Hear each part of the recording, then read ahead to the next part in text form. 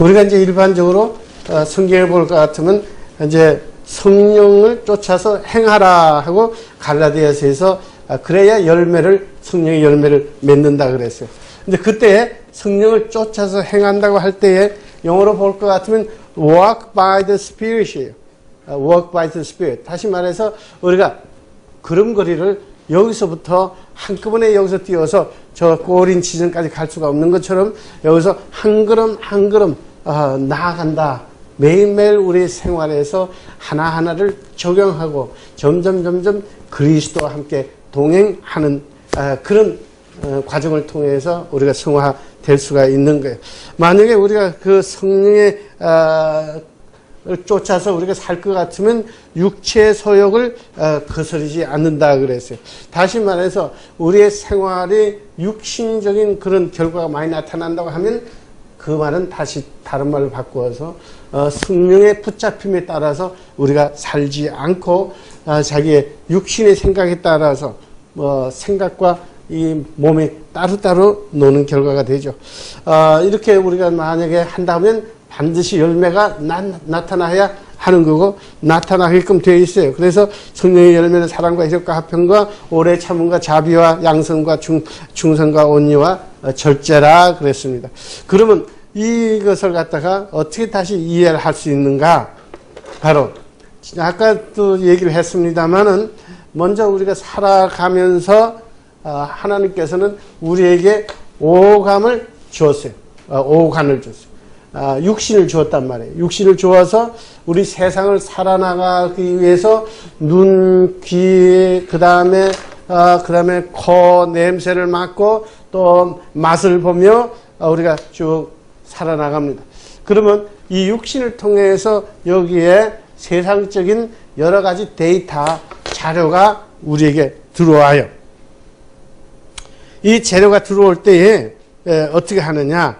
그러면 이 데이터가 들어올 때 그 데이터를 우리가 받아서 그 다음에 데이터를 갖다 컴퓨터를 칠 것 같으면 우리가 그 데이터를 받은 걸 가지고 다 정리를 하고 우리가 처리를 해야 돼요.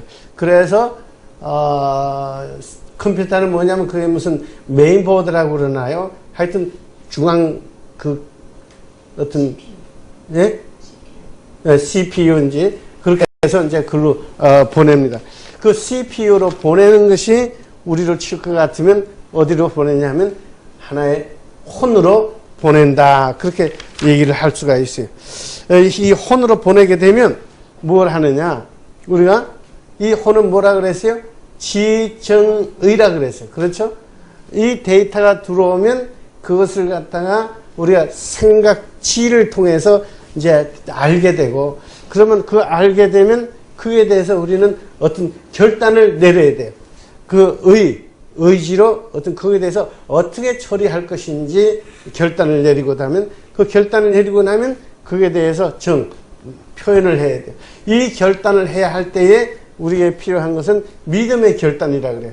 근데 그 믿음의 결단이 그냥 나오는 것이 아니라 이 데이터가 들어갔을 때 믿음이 있는 사람들은 바로 뭐예요? 영적인 데이터의 자료를 우리가 먼저 받게 되는 거예요. 다시 말해서 성경 말씀을 우리가 받게 돼요. 그러면 우리의 영 가운데로 와서 하나님의 성령님이 우리에게 보내주는 거예요. 어디에다 보내줘요? 우리의 혼에다가 주장을 하신단 말이에요. 이 혼에는 아까 뭐가 들어있다 그랬어요? 세상에서 얻은 여러 가지 데이터가 우리의 혼에 들어와서 지금 어떤 결정을 내려야 할 이때가 중요한 거예요. 왜? 세상적인 데이터를 그대로 우리가 시장에 가서 반찬을 사가지고 그냥 이렇게 가져오면 요새는 물론 뭐 밑반찬 다 만들어 놓은 걸 사먹고 그러지만 그렇지 않고 옛날에는 다 시장에서 뭐 파 뭐 이렇게 다 마늘 사가지고 와서 그 다음에 생선이든지 자기가 요리를 해야 되잖아요. 요리를 할 때에 바로 하나님의 말씀으로 또 성령님의 도우심으로서 어떻게 요리를 해야 될지를 갖다가 우리가 분별력을 가지고 함으로써 나중에 여기서 믿음의 결단이 생기는 거예요. 바로 이런 과정이 성경에서 우리에게 가르치는 대로 뭐라고 가르쳤어요? 성경은 하나님의 감동으로 되었기 때문에 뭐요?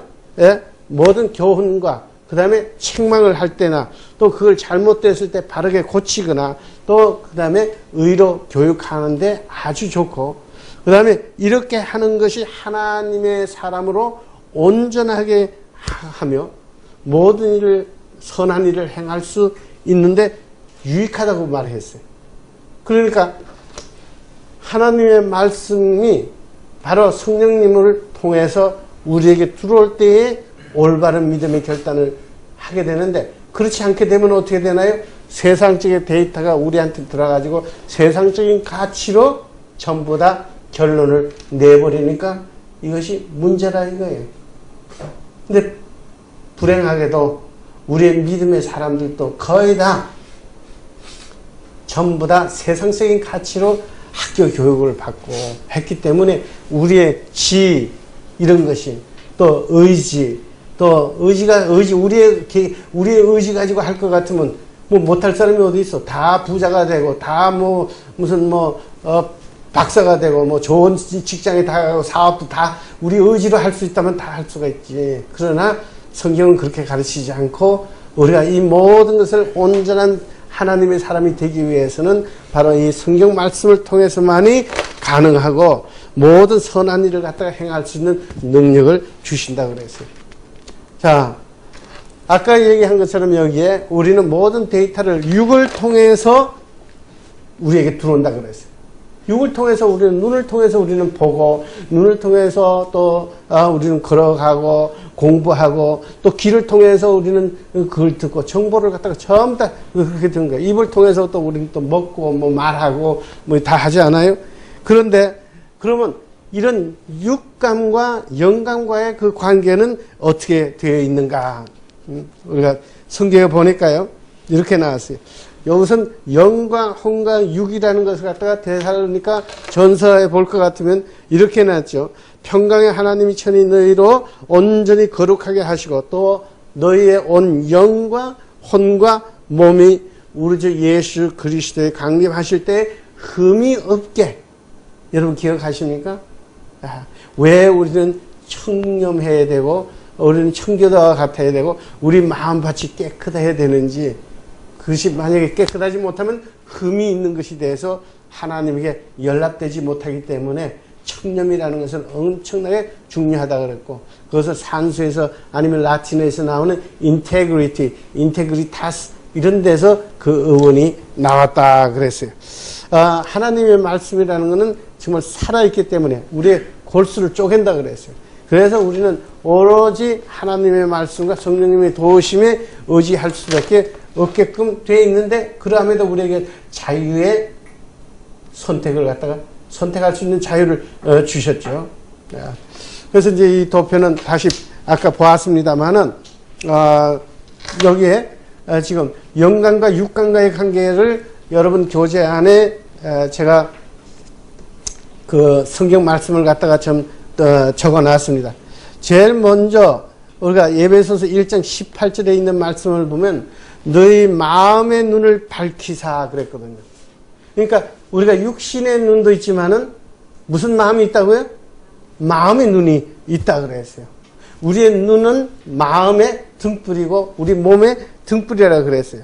그의 부르심의 소망이 무엇이고 성도 안에서 그 기업의 영광을 풍성함이 무엇이냐. 그러니까 우리는 육적인 눈이 있고 그 다음에 영적인 눈이 서로 상호작용을 할 수 있다 하는 것을 볼 수가 있어요. 갈라디아서 3장 2절에 있는 말씀은 뭐예요? 내가 너에게 다만 이것을 알려 하노니 너희가 성령을 받은 것이 율법의 행위로냐 혹은 듣고 믿음으로냐. 믿음이 어떻게 생긴다고요? 들음으로서 생긴다 그랬어요. 우리가 육신적인 귀로 듣기는 하지만은 그것이 눈에 보이지 않는 믿음으로 우리는 잘한다고 그랬으니까 그 다음에 육신적으로 듣는 거와 그 다음에 영적인 귀가 있다는 것을 알 수가 있죠. 그 다음에 그 다음에 야고보서 4장 8절에 뭐라 그랬냐. 이건 뭐에 대한 거냐 하면 하나님을 가까이 하라. 그런데 하나님에게 가까이 갈 때에 어떻게 되냐. 우리 성경 말씀에 볼 것 같으면 죄인들아 손을 깨끗이 하라 그랬어요. 왜? 우리가 두 마음을 품은 자들아 마음을 성결하라 그랬거든요. 그래서 우리 마음 가운데 흠이 있는 마음, 우리가 더럽혀진 마음, 이런 마음을 씻을 때에 하나의 상징적으로 손을 깨끗이 하고 이제 그 이스라엘 백성들은 하나님께 제사를 드리러 간 것을 성경을 통해서 볼 수가 있어요. 그래서 우리가 손을 깨끗이 하는 것과 우리의 마음을 깨끗이 하는 것과 해서 영적인 관계를 얘기를 하고 있습니다. 옛날에 2차 대전 때인가요? 그때에 신생아들이 사망하는 율이 전 세계적으로 굉장히 많았다고 그래요. 그런데 여러 가지 통계를 보니까 이스라엘에서는 그 신생아 사망률이 아주 적었다 그래요. 그래서 연구 조사를 해보니까 왜 그랬을까?